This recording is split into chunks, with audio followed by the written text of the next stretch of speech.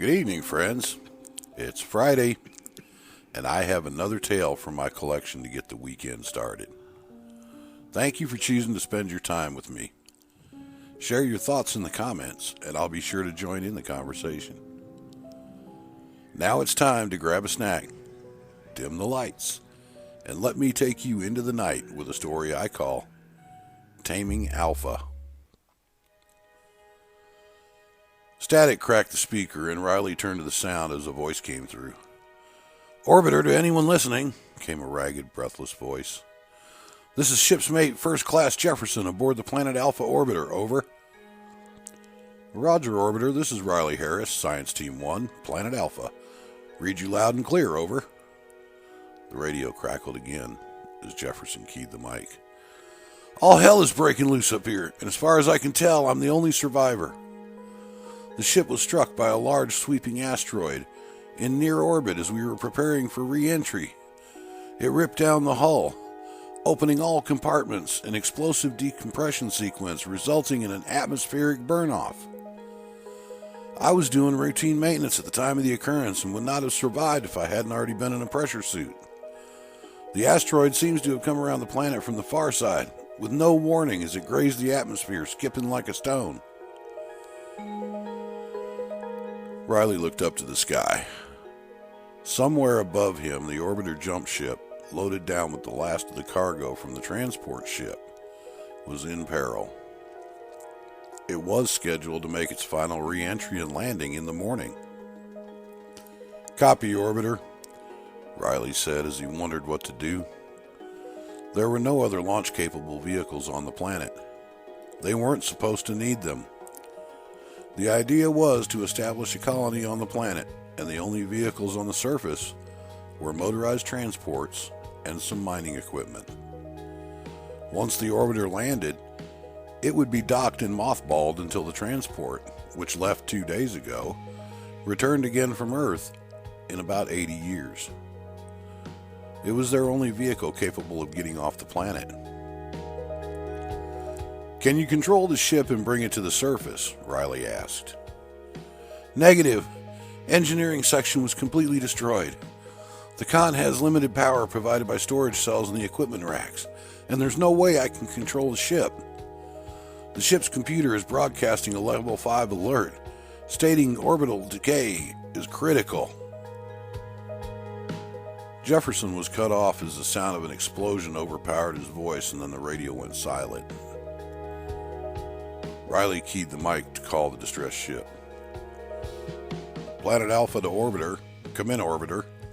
Riley waited for a response. A thunderous boom shook the world around him, followed by a deafening roaring sound. Looking to the source of the sound, Riley watched as a fireball that had been the orbiter streaked toward him from the horizon. It left a long trail of fire and smoke streaming from the heavens as he watched burning pieces fall away until it hit the ground. Nothing could have prepared him for the shockwave that washed over him from the impact, knocking him to a sitting position. Dust and smoke filled the sky in waves. The mission was a complete and utter failure. He looked around, unable to believe what he had just seen. They had trained for years for this mission, utilizing the best ideas and strategies developed by the best minds on Earth. They planned for everything, making contingency plans and more plans in case those did not work. But no one had ever imagined something like this would happen. He brushed the dirt and ash from his clothes and stood up looking at the sky. The sun was just as bright as it was on Earth, but here the sky was even more blue. They determined the intensity of the sky was in fact how the Earth's sky should have looked, and probably had, before the dawn of the Industrial Age. But humans have a way of messing things up, and pollution had turned their blue sky to a pale, faded semblance of itself. A single contrail rose from the horizon, streaking across the sky. It was the first contrail on this new world, and now he was sure it would be the last. He followed the trail to where it ended in the smoldering wreckage of what had once been home camp. He looked again at the smoldering crater in the valley, still unable to believe what he had witnessed. There was not any way anyone could have survived that. He turned to go back to the habitat. Sitting on a shelf of the mountain, his habitat was actually the communications center for the site. All ship-to-shore communications were relayed through the habitat for coordinating delivery of supplies and people brought from the Earth to colonize the planet. Now, it was simply a habitat, as everything else here on planet was smoldering in the valley below. 1,000 people, including his girlfriend, various animals, and millions of tons of supplies.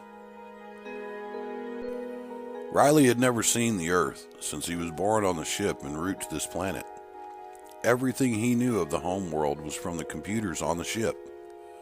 He was of the 4th generation born in space, and to be the 1st generation on planet since his great-grandfather left the Earth some 70 years prior.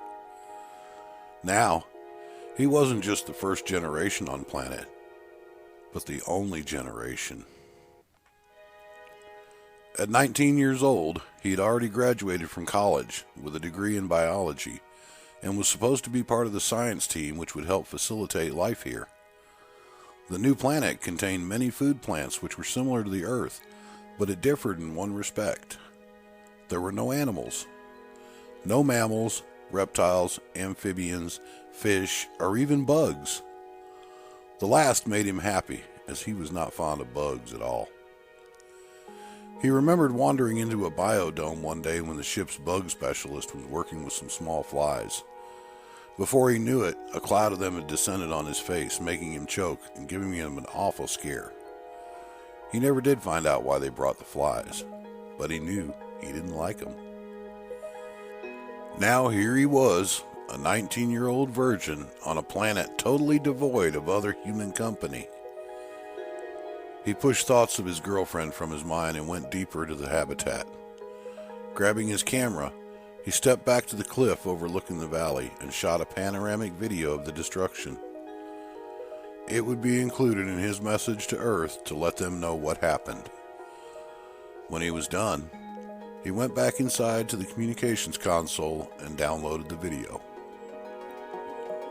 For several moments he watched the video as he considered just what he would say. How do you tell a whole planet that's been watching and waiting for 75 years to see hope for the species on a new planet that all of their hopes and dreams have been crushed in a single freak accident? He decided he would format the message with a standard transmission format, add the recorded last message received from the ship in orbit, and dub his own eyewitness account over the panoramic video he shot. He would let the situation describe itself. When he was done, he turned on the burst transmitter and started feeding the message as he reviewed. The broadcast ended with the sound of an explosion, and he watched as his video replaced the standard transmission seal on the screen. He began to narrate.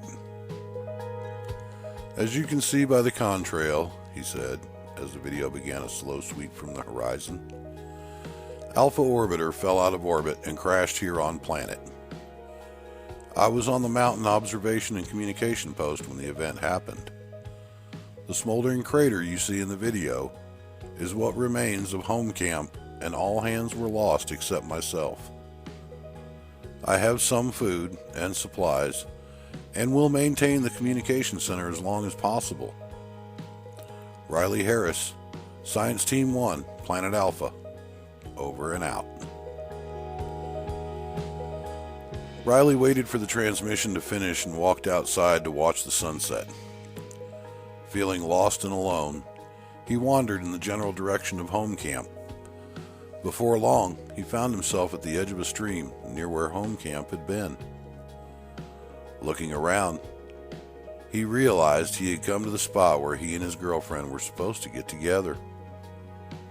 She was supposed to be here with him now. He settled back against a log on the bank next to the water to think about her. Last night, when he left her room, she called to him as he was leaving. Standing in the door, he turned to see her drop her robes and stand naked before him. "Tomorrow," she promised. "Tomorrow you can have me," she said, and rushed to close the door, giggling. Without even realizing, he had become very aroused and strained for relief.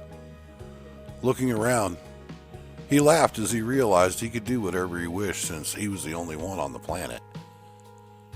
For several minutes he manipulated himself until he found relief, spilling his seed into the stream. He fell back and slipped into a peaceful sleep as darkness covered the planet.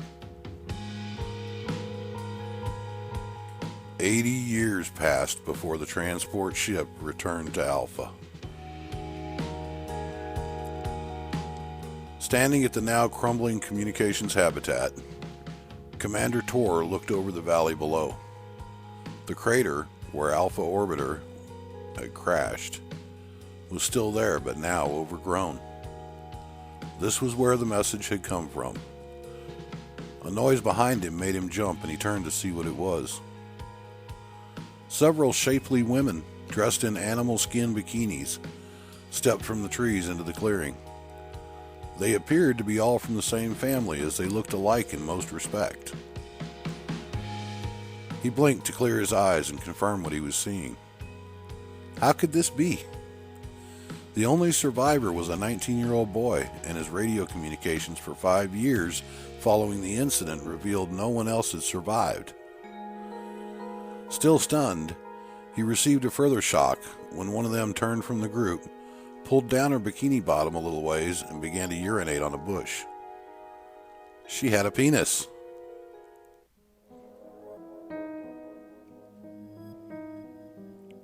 Well, what'd y'all think about that? Taming Alpha is the concept story for a novel I want to write. One of many that I have in my synopsis collection. I hope you enjoyed that, and I'll be back again next Friday night with another story for y'all. Until then, sleep well.